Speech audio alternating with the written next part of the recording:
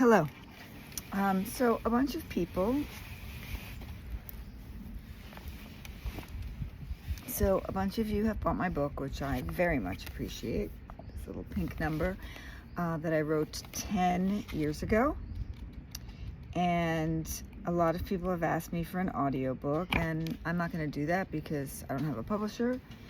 And I mean, I guess have a publisher for this one, but I don't know. Anyway, I need to write a new book before I do an audiobook for this one because it is 10 years old, and I think a lot of me has changed, and I think I'm going to find some of the things in here fairly interesting and maybe embarrassing. But rather than do an audiobook, I've decided I'm just going to read it to you on YouTube, and we're going to start with the chapter 1. The dating game. I had an abortion on Yom Kippur. This pretty much sums up the success level of my dating life.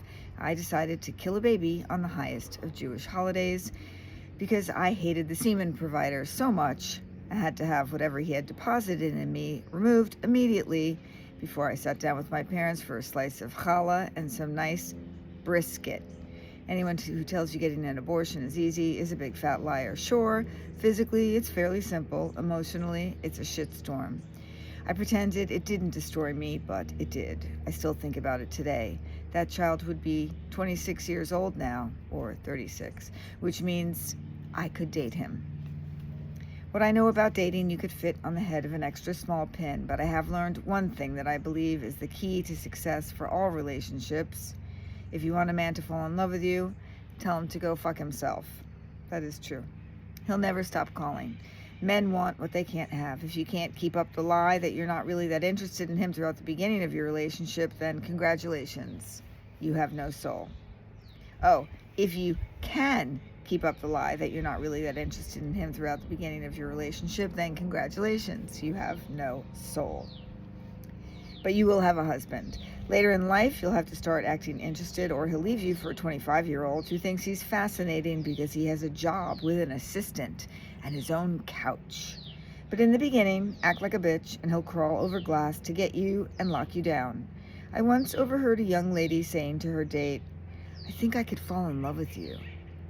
The translation of this statement is, I am not only madly in love with you already, I am seconds away from having a full-on nervous breakdown if you don't say you're in love with me too. I am, in fact, obsessed with you. I've already memorized your social security number and your license plate, and as soon as I get a raise, I'm having you tailed by a private detective. I broke into your Facebook account and secretly follow you on Twitter under an assumed name. This statement is so thick in psychosis, it should be considered the line that makes you excuse yourself to go to the bathroom and hightail it out of whatever situation you're in. This goes for men and women. If you say this out loud to someone, don't get upset if they run. I've only had a handful of actual relationships in all of my years. I'm not good at them, or they're not good at me. I was way better at one-night stands. I had a lot of those. I do remember all of the relationships I did have and how they ended. They have shaped me in some way, good or bad, but mostly I'm going to have to go with bad because eventually they are what stopped me from bothering with this nonsense. The stages in a breakup are the exact same stages there are to grief. They just differ slightly based on who's doing the breaking. Denial, anger, bargaining, depression, acceptance. When someone breaks up with you, the stages go something like this. Denial. Please don't leave me. I will change. Anger. You are an asshole for dumping me. Bargaining. I will take that statement back if you take me back. Depression. I am going to die without you, or at the very least, eat this tub of chocolate icing. Acceptance. I accept that I'm amazing, you are an asshole, and I need to lose 10 pounds. When you break up with someone, the stages go something like this. Denial. No, really, I'll call you later. You never call. Anger. God, why won't he stop calling me? Bargaining. If you convince him to stop calling me, I will pay you. Depression. God, why did he stop calling me? Acceptance. Maybe I should call him. Basically, when it comes to dating, if I like you, and I don't have time for games. I still feel the same way. I also don't have time to immerse myself in your life. I'm a pretty independent woman. I don't need you to hold my purse while I shop, and I don't need to go to the gym with you. I can occupy my day all on my own. Thank you very much. I have found the word independent is catnip to some men. They smell it from a mile away and need to bat it around before they completely destroy it. This has been my dating experience over and over again. I like to call it the bait and switch. Here's how it works. You, the very together, very cool girl, meet a seemingly very together, very cool guy. He says, "You're the most independent person I've ever met." He then spends months trying to destroy that independent person so that she is no longer available to make rational decisions like, "Wow, I should stop dating this abusive asshole." This is how I got on a train to Abortionville on Yom Kippur. I was dating a model. He was beautiful. He was a cocaine addict, and he was all mine. Yay, me. I met him at the China Club in New York, which was a really cool dance bar. I couldn't believe a hot model wanted to date me. I was so overwhelmed by his beauty that I ignored all the signs. Get out now. The day I found out I was pregnant, he screamed at me for an hour, telling me that it was my fault. I went to the abortion clinic on my own. I thank God I had the right to make that choice. No one needed a tiny version of that shithead walking around. I let him move in with me, and I worked 2 jobs to support his cocaine habit, while he never went to work and slept with countless other women behind my back, and one time, right in front of my face. After the abortion, he went to a friend's wedding that I couldn't attend. A few weeks later, she asked me to edit her wedding video for her. It was your typical video: bride kisses groom, bride eats cake, groom does toast, boyfriend makes out with girl on dance floor. Wait, what? Yes, my boyfriend was caught on tape making out with some wedding guest. Gotcha. Tears, vomiting, sadness, etc. I lost my shit. I went home and changed the locks immediately. I packed up all of his belongings and piled them in front of the apartment door. I left a note: "Go live with the chick in the video." He did, by the way. I heard him outside the door for what felt like hours. He was probably trying to teach himself to read. I still Google his name on a monthly basis. I'm hoping there's an article that says he's dead. I never find anything. If I do find out he's alive, I'm going to be very busy hunting him down and killing him. Not so shockingly, there have been bigger douchebags on my dating dance card. I remember the night I lost my virginity. It is one of my life experiences that is unfortunately seared into my brain. I was in college and had just turned 18. I had waited because I thought it was the right thing to do. I wanted to give the very special gift of my unbroken vagina to the right person. When the right person didn't come along, I got really drunk and gave it to the hottest guy I could find. I think his name was Steve. It was one of the most traumatic experiences of my life. I sort of forgot to tell him that I was a virgin, and when he saw blood all over his sheets, he thought he had killed me. I thought this would be the beginning of a beautifully fucked up relationship, but Steve quickly ignored me after he deflowered me, a term I hate. The only time he spoke to me again was across the room at our local bar. He held up a cherry between his 2 fingers and crushed it. Then he laughed maniacally like a Disney movie villain. Steve later got into a very bad accident while driving drunk and was severely brain damaged. I hate to say it, but karma is a bitch. The only time it's sort of difficult not having a boyfriend is around the holidays, and that's only because of the looks you get from coupled people that, "Oh, you poor thing, you're alone. What a loser." The worst of the holidays, of course, is February 14th. Holidays that are related to people being in love make me want to go on a killing spree. I mean, it's taken me years, but I finally know why Cupid carries a sack of arrows. It's not to shoot unsuspecting victims and make them fall in love with each other, because that's a childish and stupid concept.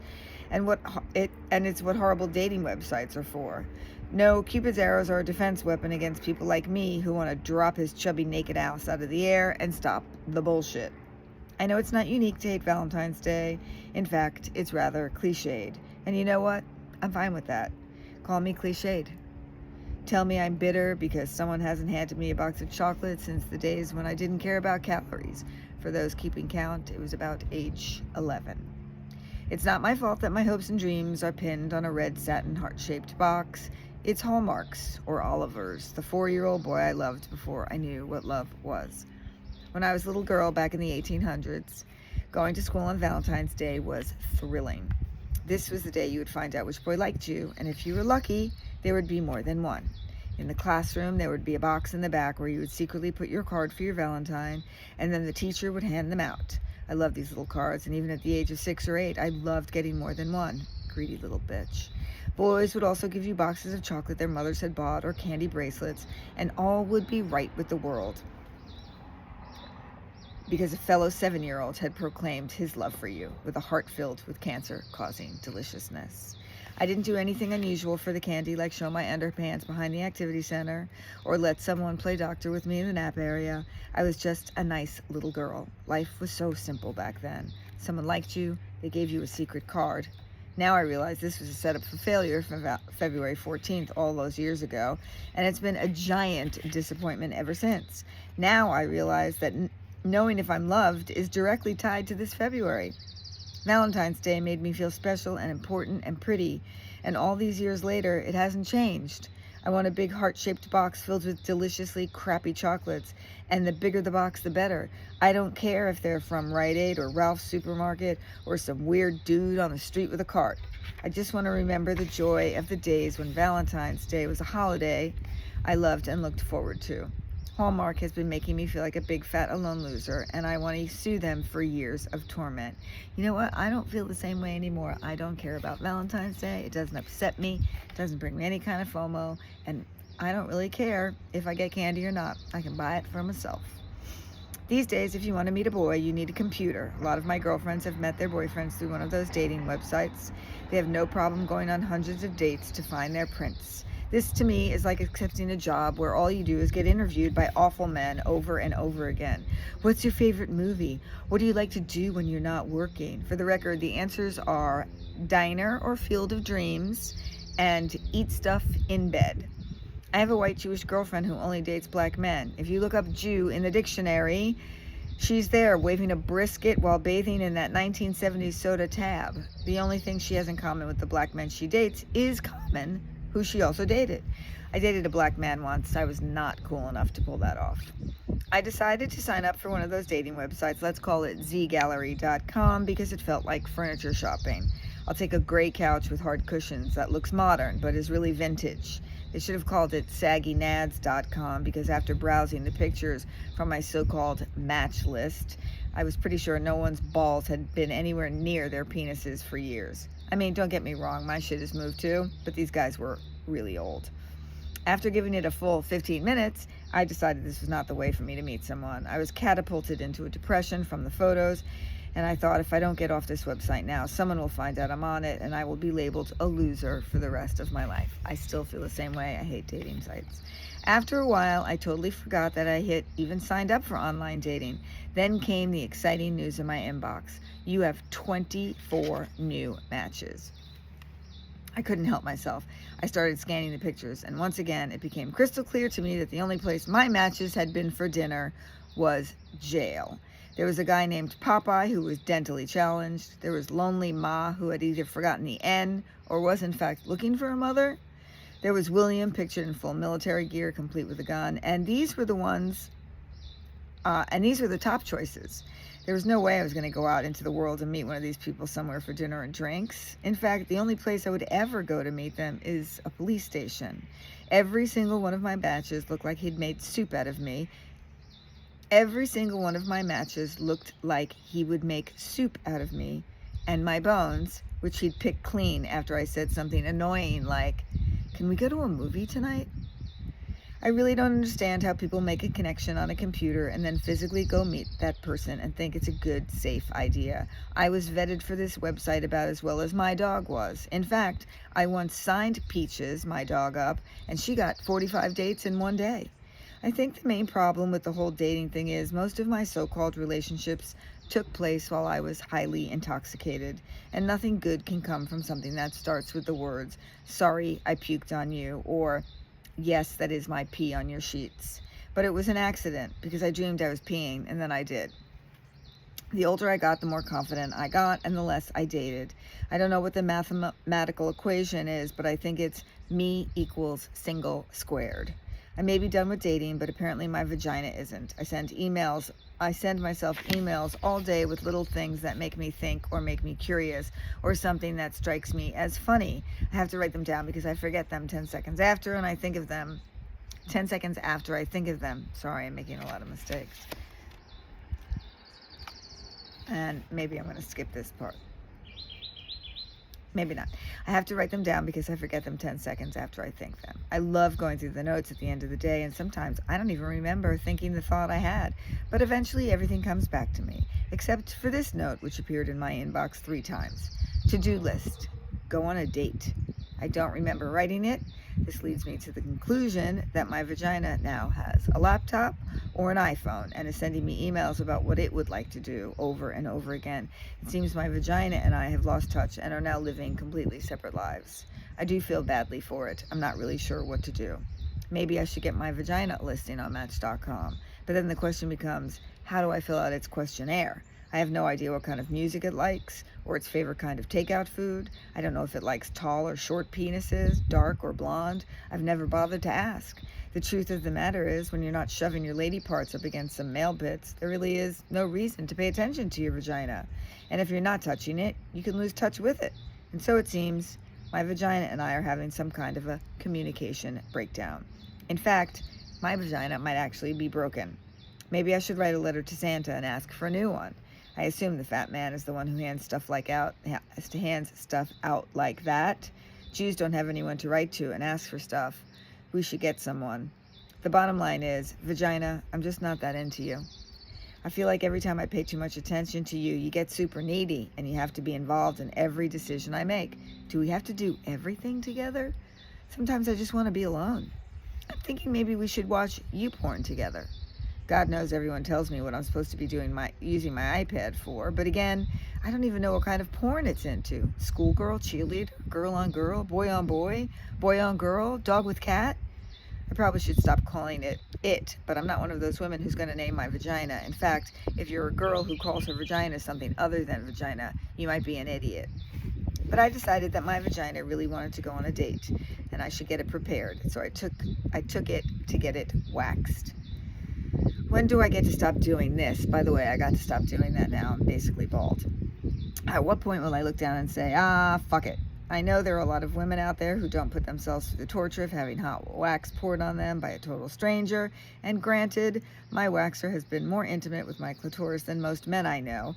But I feel like I need to keep my shit tight down there, at least for now. Not anymore.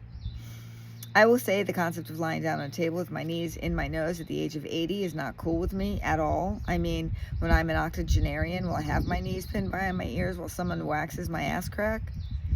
What will we talk about, my waxer and I? It's already the most awkward conversation. So what do you do for a living? Do you want the lips done too? I don't know if your bald vagina is a good look on a granny, but when your choices are gray hair or no hair, all roads point to the full muff.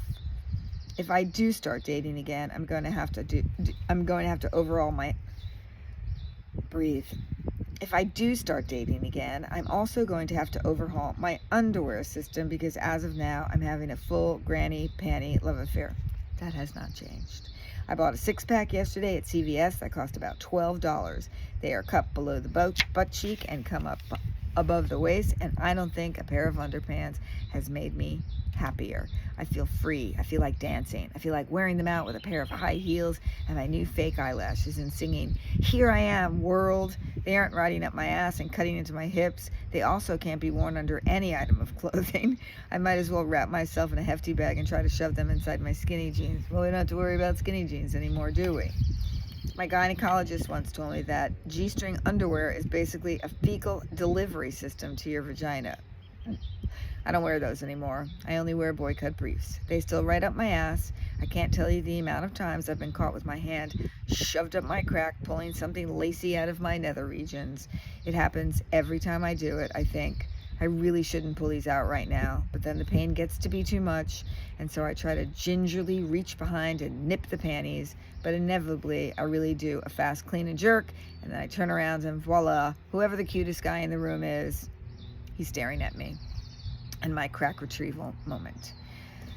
I'm sure it would be easier to just not wear underpants. I don't understand this concept at all. Girls who wear short skirts without underwear only asking one thing, me to see their vaginas. I don't want to see your vagina. I don't even want to see mine. I believe the world of women is separated into 2 groups of women, those who wear undies and those who don't. I don't want to know anyone who doesn't wear them. By the way, I don't wear them like a lot now. I don't want to know anyone who doesn't wear them, especially the ones who talk about it constantly. I don't want to sit on a chair or a couch or a car seat that your vagina just sat on. Well, that's still true. It can't possibly be sanitary. I don't know where your vagina has been, and if you don't wear underwear, I bet you don't either. So judgy.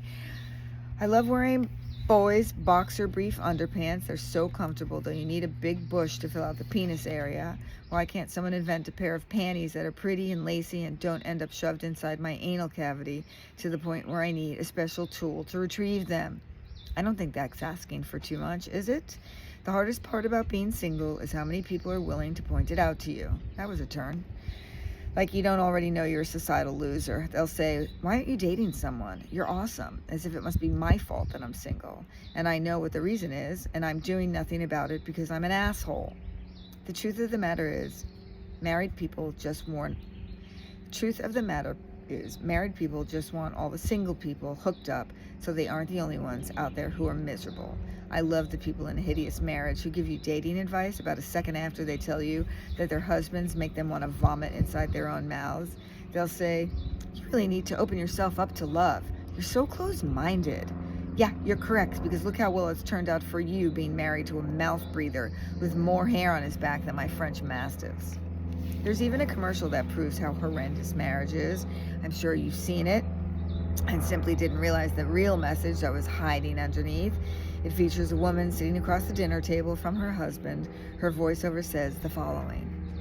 You know that little song he'll hum as he gets dressed. You know the shirt he'll choose, the wine he'll order. You know him. Yet now, after exploring vineyards in the hills of Italy, he doesn't order the wine he always orders. He asks to be surprised. And for that moment, he's new to you. Princess Cruises, come back new. Now, let me tell you what the commercial is really saying. You know that little song he'll hum as he gets dressed? You've asked him to stop 1,000 times, and the next time he does it, you will stab him in the eye with a fork. You hate that song. It makes you mental. You know the shirt he'll choose. You've tried to throw that shirt out 10 billion times. It has a spaghetti stain on the front and pit stains under the arms. You hate that shirt almost as much as you hate him. The wine he'll order. He has never asked once if you'd like to choose the wine. He doesn't care if you like it. Shut up. You know him. You hate him. Yet now, after exploring the vineyards in the hills of Italy, which you had to try to talk him into for 10 years, he never wants to go anywhere. He whines the whole time. He doesn't order the wine he always ordered. He still didn't ask you. He just decided to wing it. He asked to be surprised. He's too bored and old to choose. He's finally been worn down. Thank you, Jesus. And for that moment, he's new to you. Maybe you're not so hideous after all. Princess Cruises, come back new. Funny, I kind of do feel like a cruise by myself. Thank you, Princess. It's not that I dislike men. I actually think they're pretty fantastic. I just don't want to go hunt one down. I'm not a hunter, I'm a gatherer. So if there's a store I can go to and gather up a few to test out, I'm in. The other thing I totally forgot to do was have children. People who have them love to remind you that you've missed out on the single greatest opportunity there is in life. People with children sometimes say the darndest things to single childless people, and by darndest, I mean dumb, stupid, inane, insulting, and ridiculous. Recently, a woman I work with returned from maternity leave after we had all oohed and awed over pictures of her miracle child. Sorry, but I find my dogs more interesting. Someone said something so awful that I instantly wished a plague on all of his houses. Now you know what real love is, right? My head snapped so quickly I'm still stunned it didn't spin off my spine and roll into the community kitchen. Oh, so I'll never know what real love is? Wow, thanks for that. I laughed it off. Ha ha ha. I'll have you know that when I get home tonight, I'm going to make out with Tulip, my dog, who I love. The person said, oh, is that your dog? Yes. And we laughed and laughed and laughed, and I thought, how quickly can I stab this person who said that and run out of here with anyone seeing me? Now, I am unclear why I'm living this life single and childless. Maybe it's my choice, maybe it's not. I don't spend a lot of time of my day wondering about it.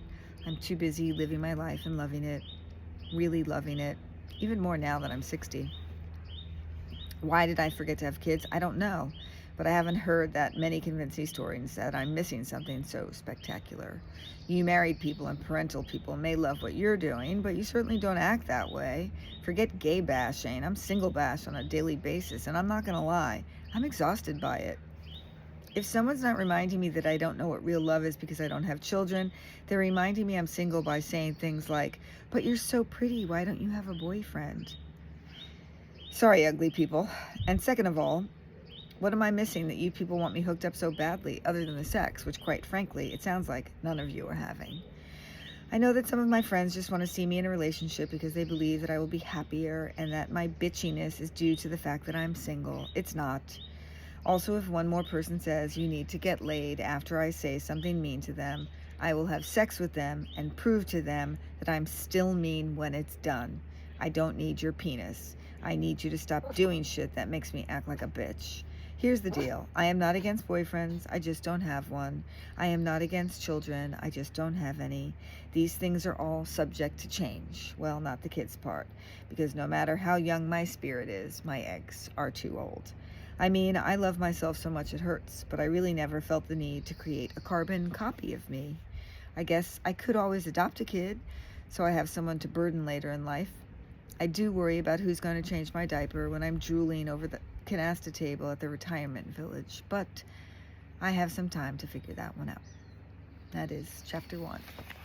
Thanks for listening.